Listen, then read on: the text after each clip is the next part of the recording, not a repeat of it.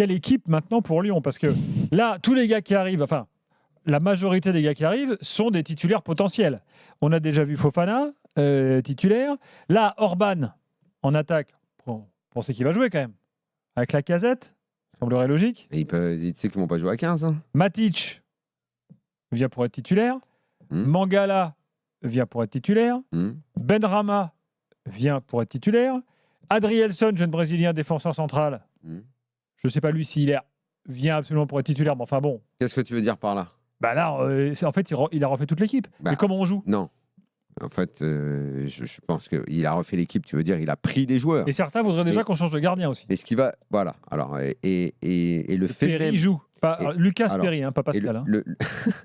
Le fait même qu'il puisse y avoir un début de débat autour de Lopez, c'est dire si on est prêt à Lyon à tous les changements. Je pense que le club est tombé tellement bas qu'aujourd'hui on est prêt à tout.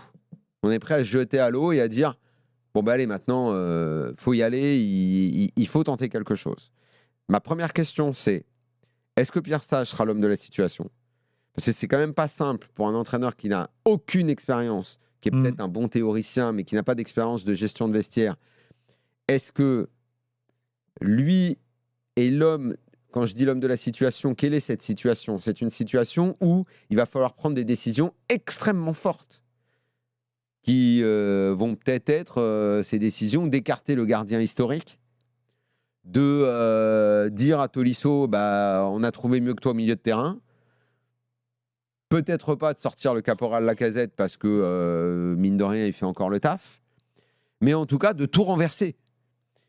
Est-ce qu'un entraîneur qui n'a pas de réelle légitimité, qui est un jeune entraîneur sans expérience de gestion, est-ce que c'est la personne idoine pour jeter, renverser la table?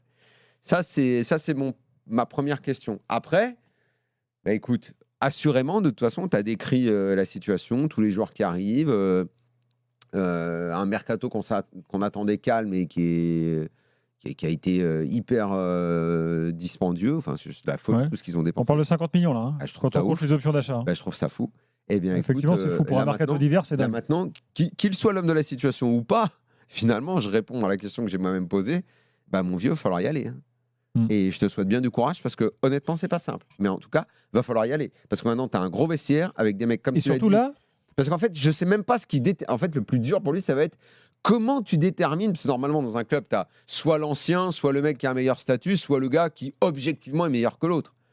Là, waouh, tu as l'impression qu'il va y avoir que des nouveaux à l'entraînement. Et puis, c'est un peu comme si on était au mois de juin avec les premiers matchs de préparation. Et là, ça, je regarde, il fait bon, alors lui, je le connaissais pas, mais il m'a l'air meilleur que l'autre là-bas. Donc lui. Non, mais là, il va avoir surtout une gestion des mecs qui sortent. Parce que Tolisso, Cacré, Cherki, là, est-ce qu'ils vont jouer là, ces gars-là? C'est pour ça que je te dis que c'est le feu pour lui. C'est le feu. Sage, c'est le feu. Et il va falloir qu'il soit très fort pour prendre les décisions. Flo, ton avis? Tu sais, pour avoir vécu le début de la saison, Genesio et Rennes, on a dit un peu la même chose. Et pourtant, Genesio avait déjà beaucoup plus d'expérience que Sage. C'est-à-dire qu'il se retrouvait pour la première fois avec un vestiaire un petit peu plus conséquent et avec un Matic dans les pattes, qui a été un des enjeux d'ailleurs de ce début de saison dans la gestion. Eh ben, effectivement, Sage, qui n'a même pas l'expérience qu'a Genesio, puisqu'il vient, enfin, c'est évident, va avoir à gérer ça. Et je ne suis pas certain qu'il aura... on va dire la force pour trancher complètement, directement dans ce qu'on disait, c'est-à-dire à la fois sortir Lopez, Tolisso, enfin tu vois, ça m'étonnerait. Donc autant au milieu de terrain, je pense qu'il y a des choses à bouger et à faire, c'est clair et évident, y compris via le prix du transfert que Mangala. Tu vas pas commencer par mettre Mangala sur le banc. Oui. Matic, idem. Tu n'as pas fait venir Matic de Rennes. Benrahma, le gars, il sort quand même de grosses saisons en première ligue. Il a l'expérience et tout, il va jouer aussi. Et après, c'est pour ça que c'est curieux parce que il se passe un truc de mercato d'été en fait.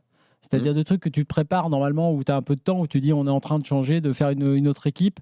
Donc là, il doit en effectivement très peu de temps faire ça. Donc je pense pas qu'il tranchera tout.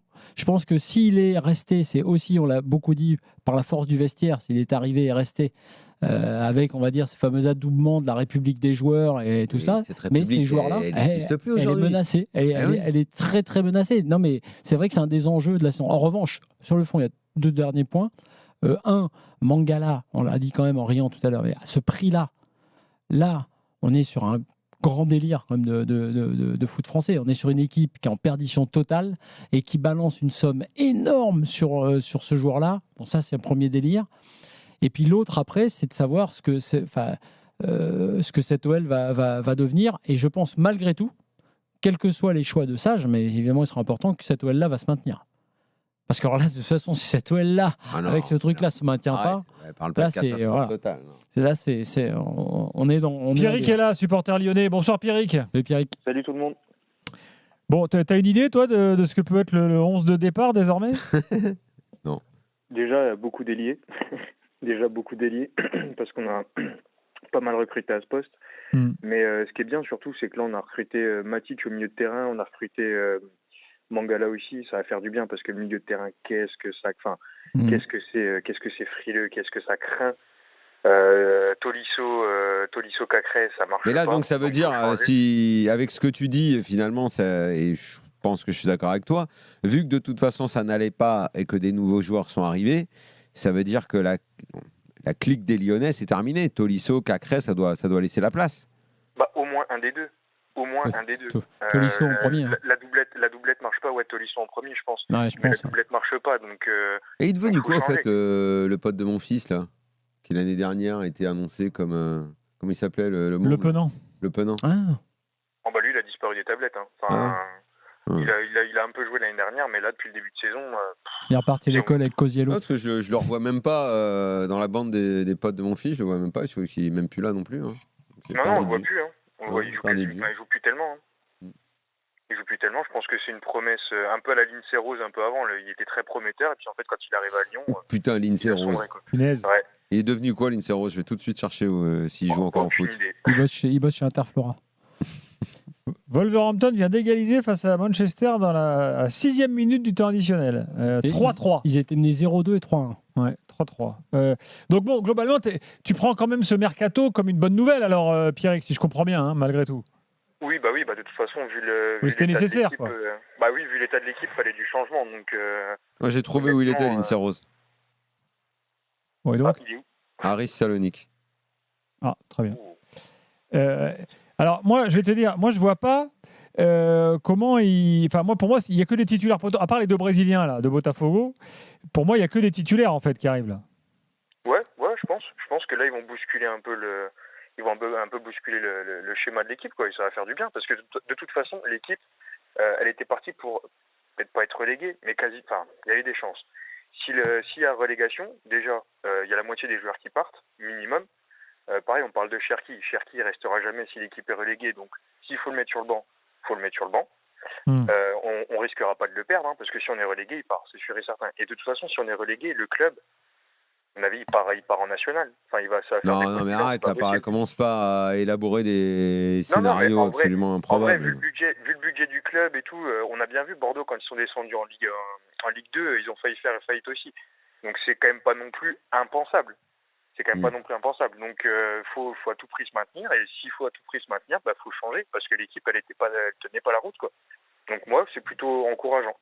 Maintenant, à voir ce que ça donne. Enfin, en tout cas, Sinon, peut pas dire. On a été pas sympa du tout avec le pauvre Le Penant. On a été blessé. Il s'est fait les croisés. Non. Non. Ah, si. Non, il s'est blessé au mois de novembre avec l'équipe de France Espoir. Tu reviens pas le 29 janvier. Non. Il a le genou, je te dis. Non, mais je t'ai dit qu'il s'est blessé en novembre avec l'équipe de France Espoir. Il vient de revenir à l'entraînement il y a 2 jours. Non, mais peut-être il a pas fait. Tu reviens avec ton croisé sous le bras là. Non. Je vais essayer. Je tente le truc à la Anthony Reveillère. Tu me diras qu'il avait fait sans croiser, qu'il avait continué sa carrière. Effectivement, je vois Le Penant de retour à l'entraînement. Il était de retour il y a 2 jours à l'entraînement. Mais effectivement, il était blessé, donc on a été mauvaise langue. Non, pas les il est sorti de l'effectif. T'as raison.